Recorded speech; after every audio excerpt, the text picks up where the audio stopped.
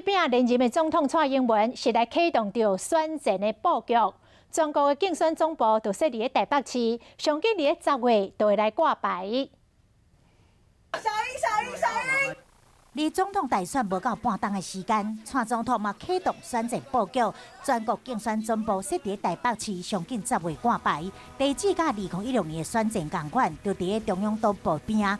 顶一回甲副手陈建仁做伙参选，打造充满活力的竞选总部。伊老也阁有说小英上好，去袂少人调。这回新加入民进党团队的林飞帆，也分担文宣政策的工作。现在林飞帆担任党的副秘书长，那来进行总统以及立委的补选工作，我想这个部分没有问题。另外，行政院前副院长林锡尧甲民进党前秘书长洪耀虎负责选战决策操盘，已经陆续进驻竞选办公室。苏贞昌嘛有计伫8月连开2礼拜下乡行程，甲民众对话接地气。9月28民进党全大会有计就是民进党第一场总统立委选战大型的造势活动，势必也是会结合党庆以及相关的补选工作进行。